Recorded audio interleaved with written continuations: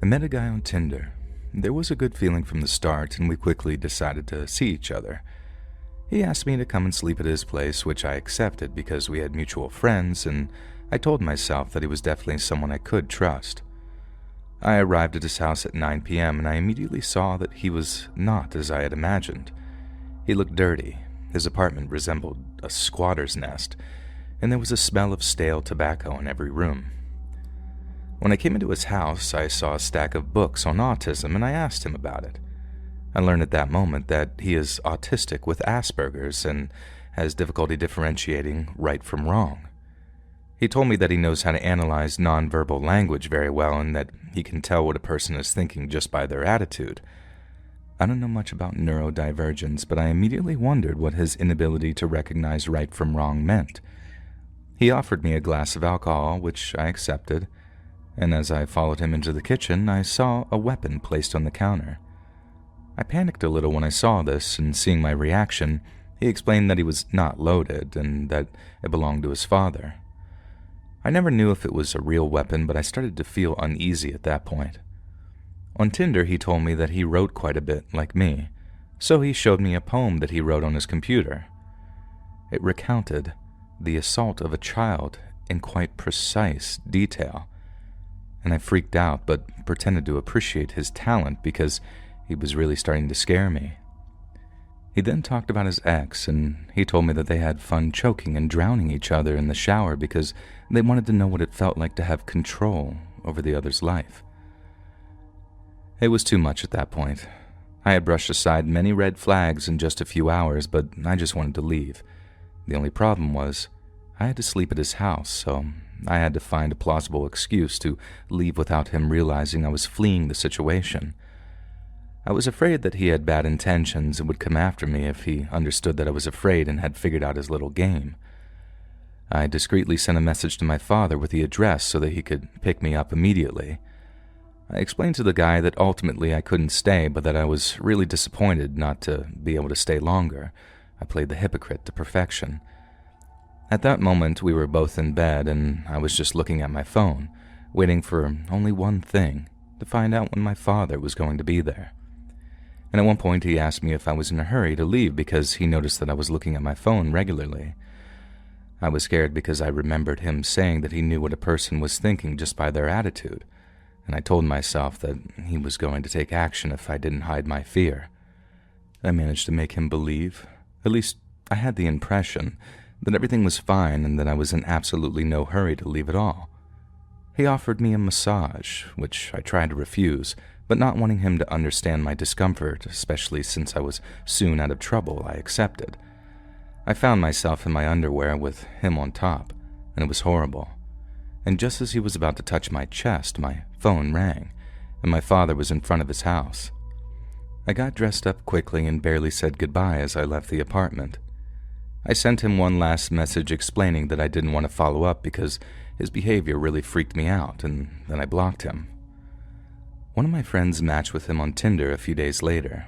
He had offered for her to come and sleep at his place, and I warned my friend, who didn't follow up on this guy.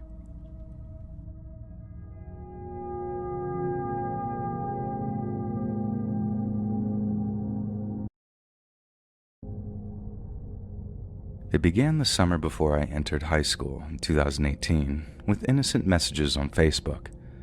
I never understood why he continued to message me, and after a couple of days of him texting 6 to 7 times in a row without reply, he stated that he was 26, from my hometown but stationed elsewhere in the army, and had plans to find a young wife to cherish.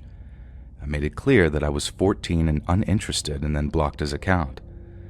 The next day he made another account calling me baby girl and telling me that I was what he wanted in a wife. This wasn't the first time that I had dealt with an older man interested in me. Naively, I just muted the chat and moved on with my life. I stopped thinking about him, enjoyed my summer, and then started high school. Everything was going great until the packages started to arrive. First, a necklace with his name on it, and then one shaped like a heart. They had receipts and were expensive. I was terrified that he had found my address, so I showed my mom everything. My mom tried to return the gifts. I'm not sure why that was her reaction, but he refused. Showing my mom the messages was the first time I had actually read any of them. They were weird, and some were about eloping with me when I turned 16. My mom found out that he went to the high school with both of my older siblings. My sister recalled him as a weird anime nerd, and he was friendly towards my brother, also an anime nerd. I ended up blocking a few more accounts and tried to ignore what I thought wasn't that serious of a situation, and after this, we never spoke of him again. One afternoon in November of my freshman year, I was in my gym class with friends when I received a call with no ID. My friends told me to pick up, thinking it was a telemarketer or spam that we could mess with. We all heard something along the lines of, "I'm waiting outside the gym for when you get done with class." We thought it was another friend pranking us and laughed and moved on. After class, I had this weird gut feeling and tried to leave through the visitors' doors, but the coach told me it wasn't permitted. I walked out and there he was. He grabbed me by the throat, jammed his mouth against mine, and told me he was disappointed I wasn't wearing the jewelry that he had got me, and then walked away. I sprinted to my theater teacher, the only teacher I trusted, and cried for the rest of the day until convincing my brother to pick me up. I blamed the tears on the recent passing of my grandpa. I kept receiving CDs, mixtapes. He wrote many songs about me, bracelets and cards until COVID began, but I never saw him in person again after that day.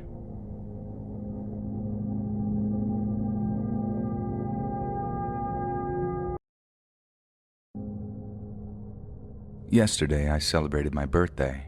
I invited my ex-girlfriend, Emma, because we're still really close friends. She took the train to get to me, which takes about 1.5 hours and requires changing trains twice. She left around midnight, so she should have been home at around 1:30 to 1:45 a.m. Shortly after 1 a.m., she texted me about a weird dude following her after striking up an upsetting conversation with her about, quote, whether she was gay. When she truthfully answered that no, she's just trans, hoping he would go away if she was friendly enough, he went on about why she was trans even though she knew it was satanic. He also told her that he'd already noticed her on the train that same morning, which just strikes me as especially creepy. She got off at a stop intending to wait for her subway home, but he got off with her and wouldn't leave her alone. The next subway to her place wouldn't come for another 25 minutes and the stop was completely deserted. She sent me multiple anxious voice messages until she eventually called me, borderline crying and panicking, saying that she had run away from the station and was now lost, with little idea where she was, even less an idea of how to get home, and her phone was at 8% battery. She didn't have any money to call a cab either. She couldn't go back to the station because this guy was presumably still there, and he had followed her when she had tried to take the next train to the direction that she had come from in an attempt to get away from him. I advised her to call the police, which she did. They apparently came and took her statement and left again, leaving her there on the outskirts of a big city with still no idea how to get home. I told her to use Google Maps to try and get home and try to save some battery, but to update me periodically. She called me again a few minutes later, saying that she was 45 minutes on foot from home, but had thankfully managed to reach her mother, who was coming to pick her up from where she was, and I stayed on the line with Emma until her mom got there. And I'm so angry. Emma already struggles with severe anxiety and agoraphobia. The fact that she managed to make it to my birthday party is an achievement for her, and this is not going to help at all.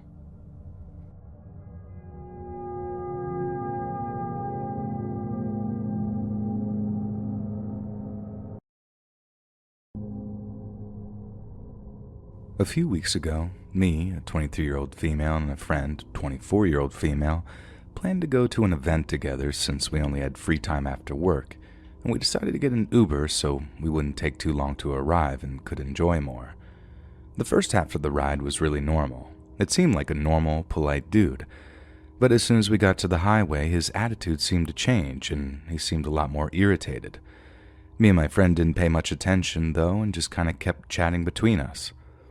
Our attention was drawn when he started shouting with another driver. He turned to us and said he was going to pull over. I tried objecting, but he ignored and pulled over anyway. He reached out for the glove compartment and pulled out a gun. It's important to note that guns are illegal in my country. We were just watching this unfold with held breaths, and when the other guy drove away, we let out a sigh of relief. But then, we were still stuck in a car with a crazy dude with a gun. And after that, he went back to driving and apologized to us, saying that the guy was tailgating him. I let out and, oh, got it. And he kept talking. That guy's lucky that you two girls are here, or else I would have followed him and shot him in the face. Sleazy idiot. I look over at my friend and she's in shock and paralyzed. I'm in shock too, but trying to keep my cool because the last thing I want is to get him annoyed at us. If he was willing to shoot that guy for tailgating, I didn't want to know what he would do to us if I said the wrong thing. No, it's okay, I understand, I say, trying to appease him. These guys need to be taught a lesson, he continued while I just agreed with my head. I did that before, you know. You just trap the guy in an empty street and when he leaves the car, bang. Did he just admit to murder? Was the only thing running through my mind. But I managed to keep calm and just agreed with him the rest of the way. He did deliver us in the right place with no more incidents, and I waited a few weeks to report this since he had my home address and wouldn't be hard to figure out who reported him. Nobody showed up at my home with a gun, thankfully, at least until now, and an Uber has answered my report saying that they started an investigation, and I hope this guy doesn't do this to anyone else.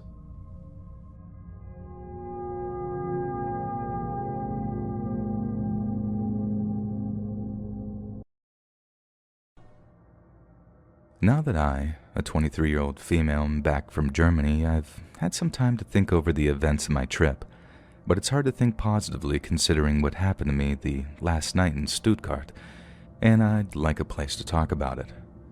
I'd spent about 2 weeks traveling in Germany for the Euros, and considering how many fellow Scotland fans were there for the games, I never felt completely alone despite being a solo traveler in a foreign country. I guess I became too naive in trusting the older groups of Scots who buy me drinks and chat with me all night about where they're from and who they knew. Just typical Scottish chats, and I let my guard down. That last night in Stuttgart happened like most other nights in Germany. I'd be by myself and would get noticed by a group of older men or women who'd inquire about who I was with. When they heard that I was alone, they'd remark at how brave I was as a good-looking lassie, being there all by myself. I'd then be integrated into the group, drink with them, celebrate with them, and that night, cry with them after Scotland's loss. Determined to enjoy my last night, I said goodbye to my new friends, donned a short white dress draped in my Scotland flag, and went out looking for a good place to drink and dance with strangers I'd never meet again. I met a few people that night, but it was while I was alone that I met him. That bag's bigger than you are. I heard a jolly older man wandered over to me. It was true. I had my rucksack with me that night. Where's your boyfriend to carry it for you? I'm not sure yet, still deciding if he's going to be German or Scottish. I quipped back with a smile. Most of my interactions would start this way with a friendly comment leading to an offer to come drink with their group. And after offering to take me to a nearby Irish pub to drink with him and his family, I graciously accepted and we began walking. He was overly exaggerating how incredible he thought I was for doing this alone, bowing to me and excitedly telling passer-bys how brave I was. I would smile awkwardly and change the subject. I wish I could say alarm bells were ringing, but they weren't. And after all, he was just a wee Scottish grandpa, one of many that I'd met that night. He began prodding on me if I had somewhere to sleep that night, remarking how they had room in their hotel if need be. I wouldn't force myself on you or anything. And I froze. It was so unexpected. I truly looked at him for the first time since I had met him. He was a relatively short man, taller than me, with a larger build and wrinkles to match the white hair poking out from under his Scotland cap. He quickly explained how he knew that I'd be cautious about that sort of thing, being a smart girl, and that I could trust him. But again reiterated that he wouldn't force himself on me. I laughed nervously as all the beer I'd drunk earlier seemed to drain from my body and I began taking in my surroundings. Where did you say your family were again? Just an Irish pub up this hill. So like I was saying. I didn't really pay attention to him. We were still on the populated main street of Stuttgart, but the numbers were dwindling the further we went. My ears pinged an alert to my brain, signaling that I had just missed something important or horrifying, so I mustered up a smile and politely said, "What did you say, sorry?" "That I'm a vegetarian, because I killed my 44th man in a vegetable field." "Oh, I've deployed in loads of countries. The first 6 lives I took were in Ireland." And my blood ran cold.